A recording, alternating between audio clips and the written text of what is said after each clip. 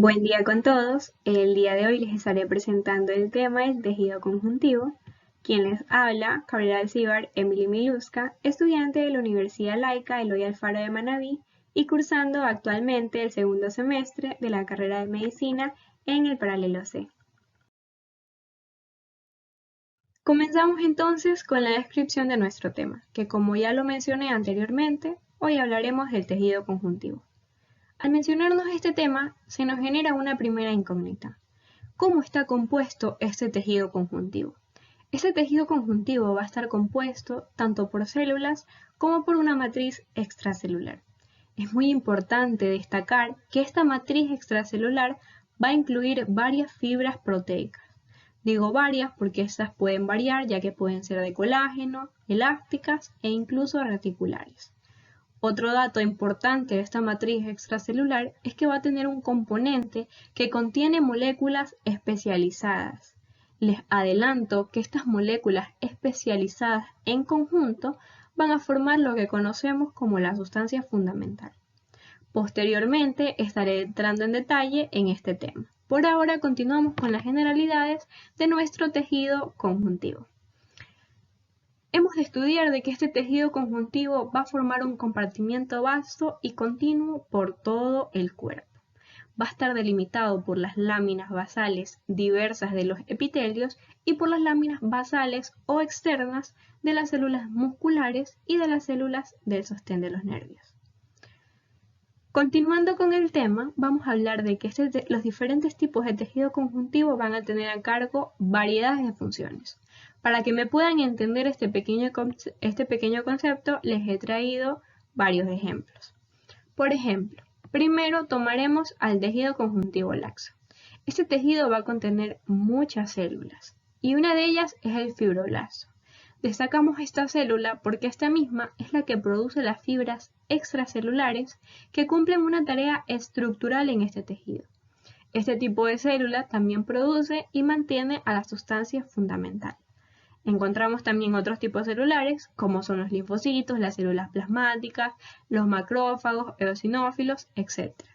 Estos tipos de células son los que están asociados con el sistema de defensa del cuerpo y van a funcionar dentro de la matriz extracelular de este tejido. Otro ejemplo que les puedo dar es el tejido óseo. Ya sabemos que el tejido óseo es otra forma de tejido conjuntivo y va a contener un solo tipo de célula. Esto es lo que la caracteriza. Y este tipo de célula va a ser el osteocito. Es decir, que este osteocito es el encargado de producir las fibras que van a formar la mayor parte de este tejido óseo. Una característica exclusiva de este tejido es que sus fibras se organizan de una manera tan específica que logran la calcificación que genera la dureza característica de este tejido. De igual manera, este proceso va a ocurrir tanto en los tendones como en los ligamentos. ¿Qué nos da a entender esto? Esto nos dice que las fibras son la característica más destacada de este tejido, ya que estas fibras son las que se organizan de forma muy paralela, se agrupan muy juntas y logran una mayor y máxima resistencia. El día de hoy les he traído una pequeña imagen que les explica un poco mejor lo que son las formas o los diferentes tipos de células. Ahí vamos a ver a los linfocitos, a los macrófagos, eosinófilos, células plasmáticas, a todo el tipo de célula que ya mencioné anteriormente. Continuando con la descripción del tema, vamos a hablar de que esta clasificación del tejido conjuntivo se va a basar principalmente en la composición y organización de sus componentes, tanto extracelulares como sus funciones. Vamos entonces a hablar de que esta clasificación la vamos a tener en dos tipos. Primero, en el tejido conjuntivo embrionario y segundo, en el tejido conjuntivo del adulto.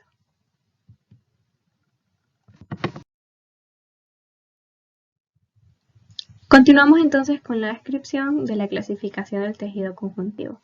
Hablamos entonces primero del tejido conjuntivo embrionario y antes de continuar les daré una breve noción acerca de esto. El mesénquima embrionario, como ya lo conocemos, es el que va a originar los diversos tejidos conjuntivos del cuerpo. El mesodermo, recordar que es la capa media de las tres, constituye al embrión, es decir, que es la que nos da origen a casi todos los tejidos conjuntivos del cuerpo. Una excepción es la región de la cabeza, porque aquí es donde las células progenitoras específicas van a derivar del ectodermo. Continuamos entonces y decimos que este tejido conjuntivo embrionario va a estar presente tanto en el embrión y dentro del cordón umbilical. Es decir, que como primer punto vamos a hablar que el mesénquima es el que se va a hallar principalmente en el embrión. El día de hoy les he traído un corte histológico donde se va a mostrar el tejido mesenquimatoso de un feto en desarrollo.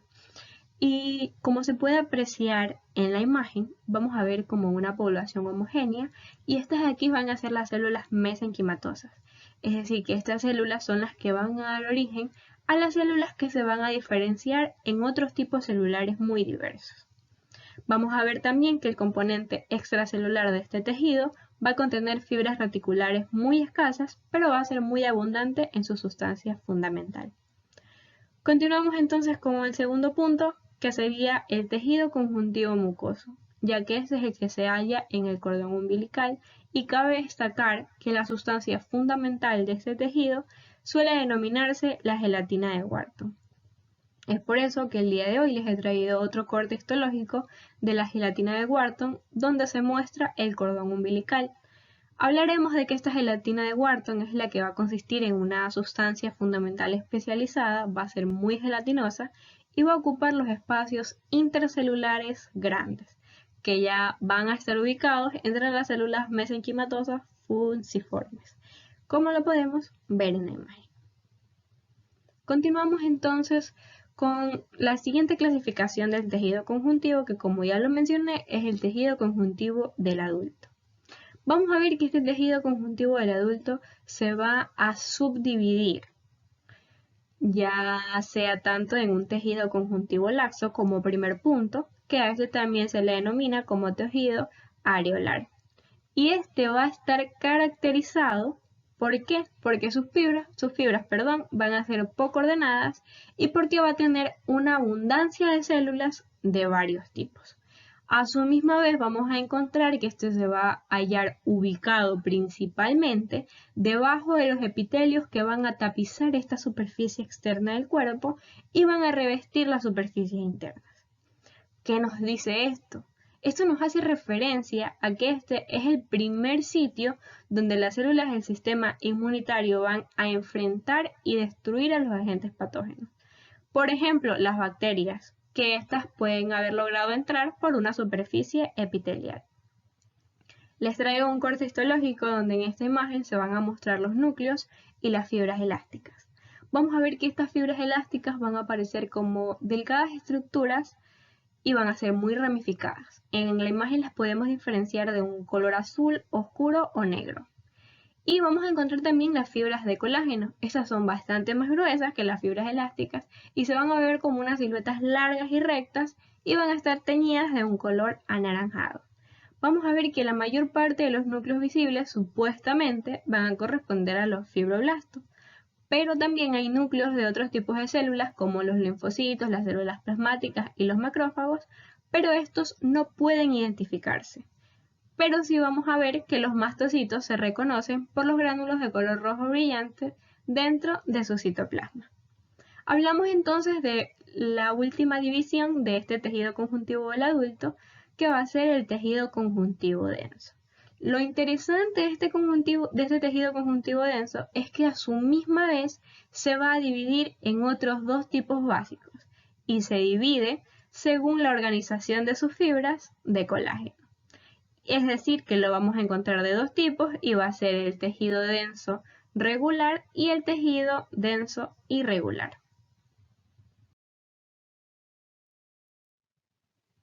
Entraremos a mayor profundidad a lo que respecta con el tejido conjuntivo denso, porque como ya lo mencionamos anteriormente, lo vamos a tener de dos tipos.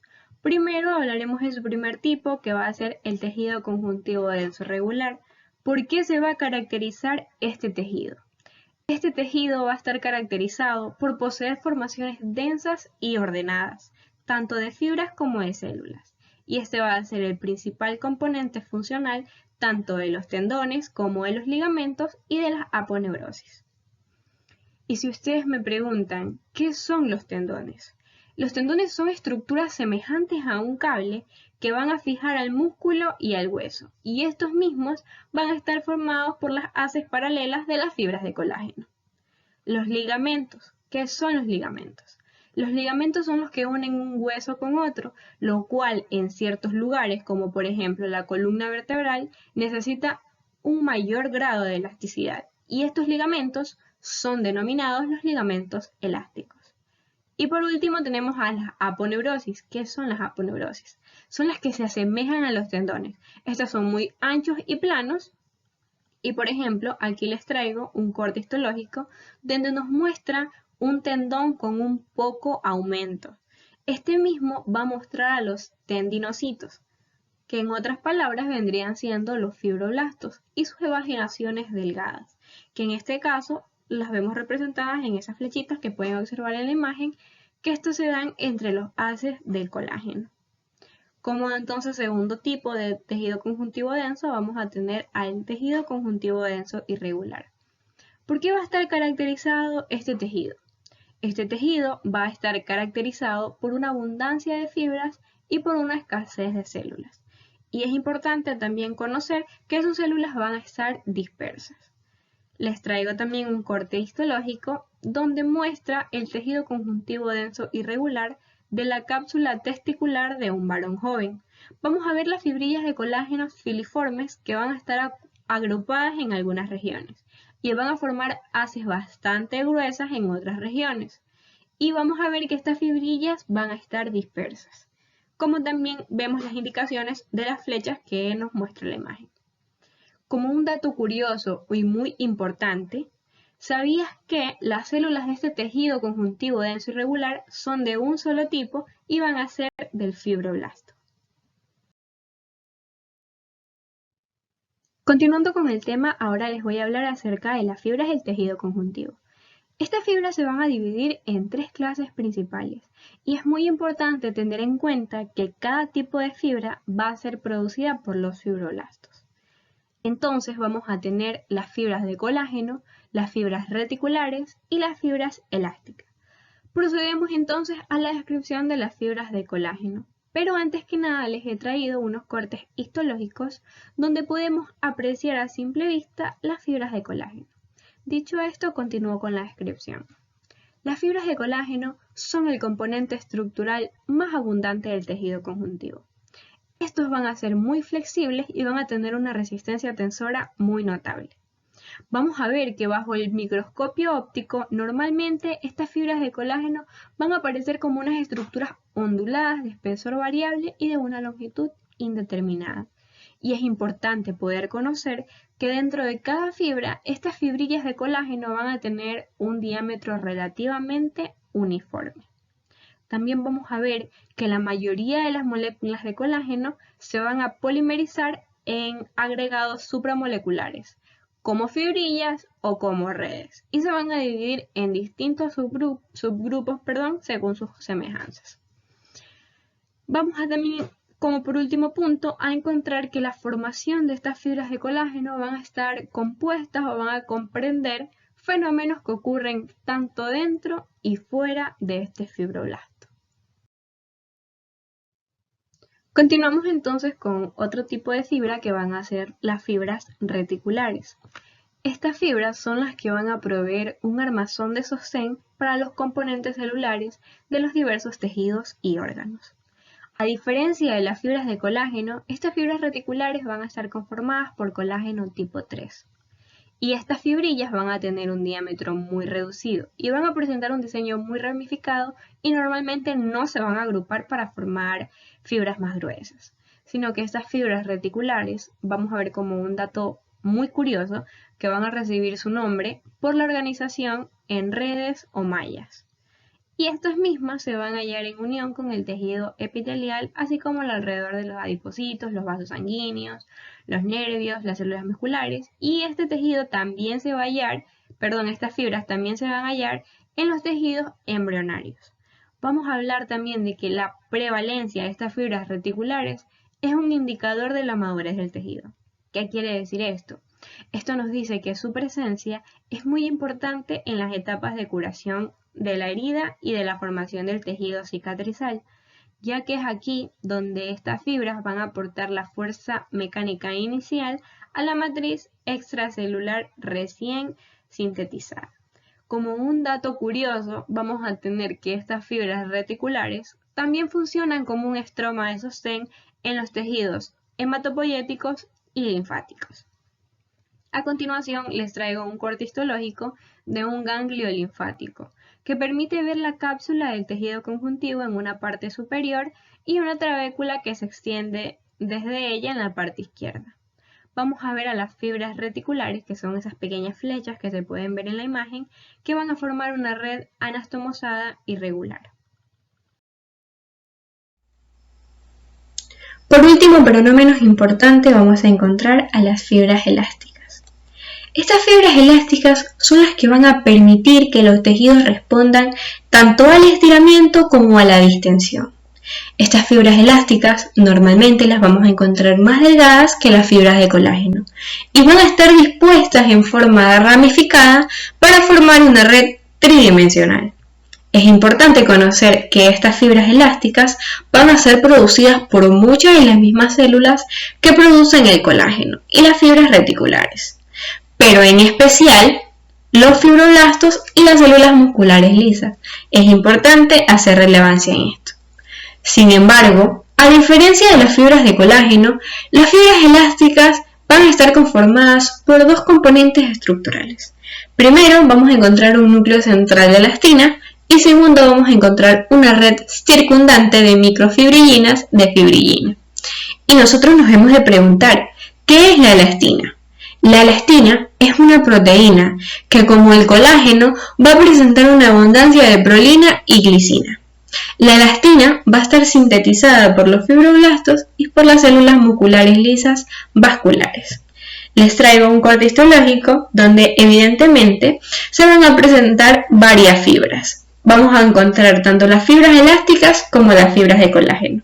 Pero tras la explicación ya dada, nosotros lo podemos diferenciar a simple vista. Ya sabemos que las fibras más delgadas van a ser las elásticas y las de mayor grosor van a ser las fibras de colágeno. En esta segunda imagen les traigo un corte histológico donde se puede ver la elastina, que es la fibra que posee un aspecto relativamente amorfo, y estas microfibrillinas de fibrillinas, que le están indicando las flechitas, van a estar presentes tanto en la periferia y dentro de la sustancia de esta fibra. Ahora les voy a hablar sobre la matriz extracelular. ¿Qué es la matriz extracelular?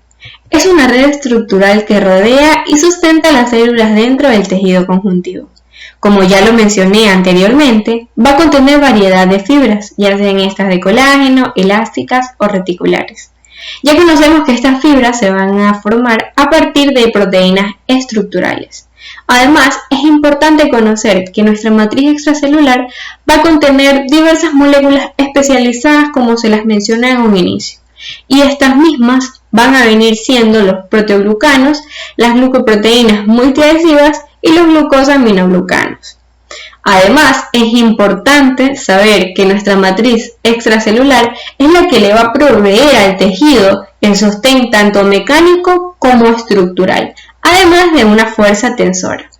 También vamos a encontrar que esta matriz extracelular va a actuar como una barrera bioquímica y colaboradora con la regulación de las funciones metabólicas de las células que esta misma rodea. Vamos a también conocer que esta matriz extracelular es la que va a fijar la célula en los tejidos. ¿Mediante qué? Mediante la adhesión de la célula matriz extracelular, y va a ofrecer las vías para la migración celular. Anteriormente les mencioné sobre la sustancia fundamental. Hablaremos un poco de esto. ¿Qué es la sustancia fundamental? Esta misma va a ser la parte de la matriz extracelular que va a ocupar el espacio entre las células y las fibras. Esta misma va a estar compuesta por los glucosaminoglucanos, los proteoglucanos y las glucoproteínas multiadhesivas. Vamos a conocer ahora que estos glucosaminoglucanos son los responsables de las propiedades físicas de la sustancia fundamental. Seguido de este, vamos a describir que los proteoglucanos son los que se van a hallar en la sustancia fundamental. ¿De qué? De todos los tejidos conjuntivos, también como moléculas unidas a esta membrana en la superficie de muchos tipos de células. Por último, encontramos a las glucoproteínas multiadhesivas. Estas van a desarrollar un papel muy importante en la estabilización de nuestra matriz extracelular y en la vinculación con las superficies celulares. ¿Por qué? Porque en estas glucoproteínas las vamos a encontrar muy caracterizadas porque encontramos las siguientes proteínas. Vamos a encontrar la fibronectina, que es la glucoproteína más abundante del tejido conectivo. Seguida de esta vamos a encontrar a la laminina, que se va a hallar presente tanto en las láminas basales como en las láminas externas. Vamos a encontrar a la tenaxina, que esta va a aparecer en la embriogénesis, pero su síntesis se inactiva en los tejidos maduros. Y hay que recalcar que esta suele reaparecer durante la cicatrización de las heridas y también se va a hallar en las uniones musculotendinosas y en los tumores malignos. Ahora hablaremos acerca de las células del tejido conjuntivo. Estas mismas pueden ser errantes o residentes. ¿Y a qué hacemos referencia con esto? Primero vamos a describir a la población residente o también denominada fija. Estas van a mostrar muy poco movimiento y se consideran permanentes del tejido, y entre ellas vamos a encontrar a los fibroblastos y sus parientes cercanos, el miofibroblasto, a los macrófagos, adipocitos, mastocitos y las células madres adultas. Y vamos ahora a hablar de la población errante o transitoria.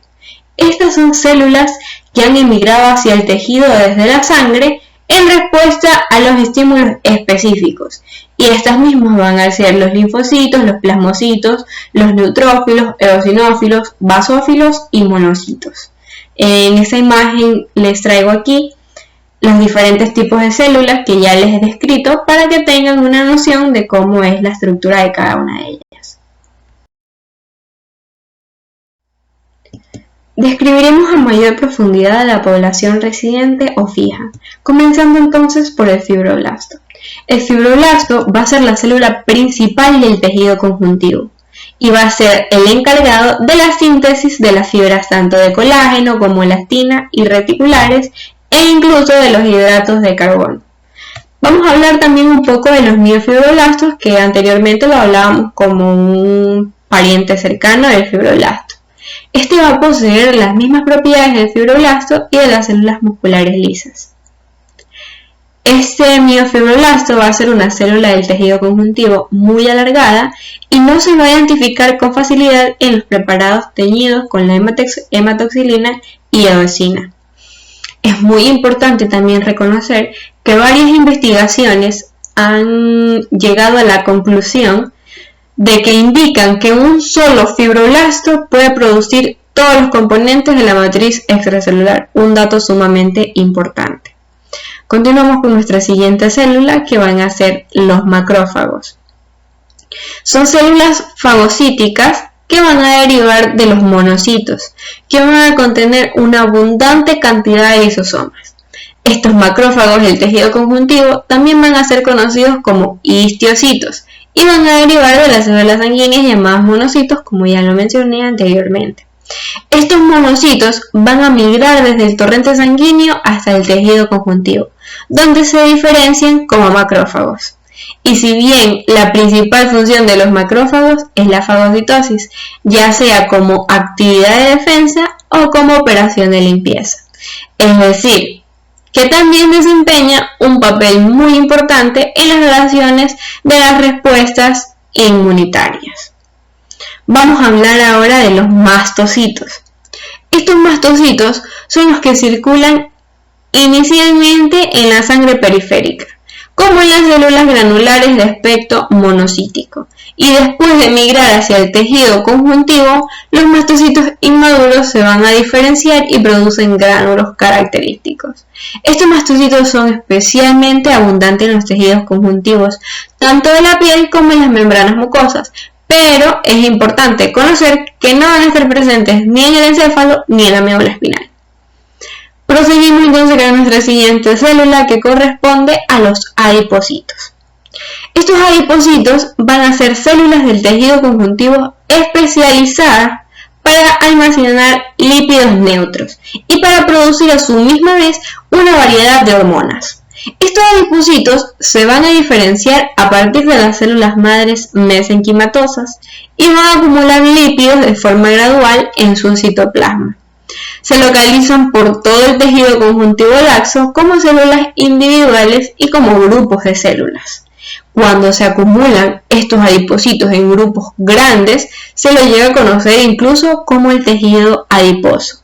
Y estos adipocitos también van a participar en la síntesis de varias hormonas, mediadoras tanto de la inflamación como de los factores de crecimiento. Y por último, pero no menos importante, vamos a tener a nuestras células madres adultas, que también se las conocen como los pericitos.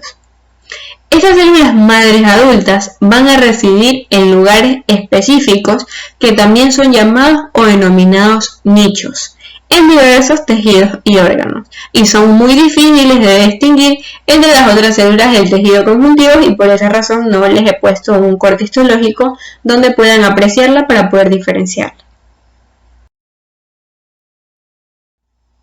Y para terminar nuestra explicación, vamos a hablar de la población errante o transitoria.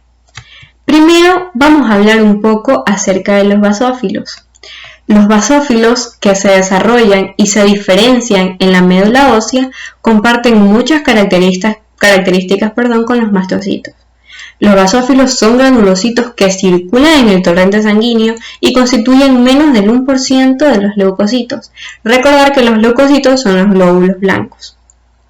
En términos de su desarrollo, su linaje va a estar separado de los mastocitos, a pesar de compartir una célula precursora en común que va a ser la médula ósea.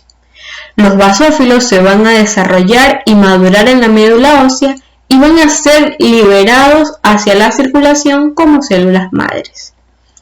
Vamos a hablar un poco acerca de los linfocitos. Los linfocitos participan principalmente en las respuestas inmunitarias y van a formar una población heterogénea que va a comprender al menos 3 tipos funcionales de linfocitos, que van a ser los linfocitos T, los linfocitos B y los linfocitos NK.